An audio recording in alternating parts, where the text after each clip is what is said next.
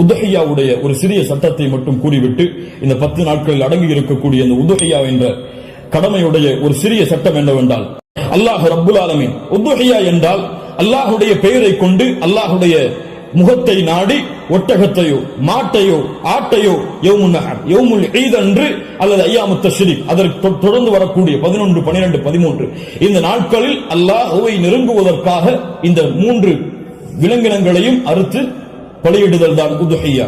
அல்லாஹ் ரப்புல் ஆலமீன் கூறுகிறான், இன்னா அத்தைனாக அல் கௌசர். அல்லாஹ் ரப்புல் ஆலமீன் நபியே கௌசர் என்ற தடாகத்தை உமக்கு வழங்குகிறான்.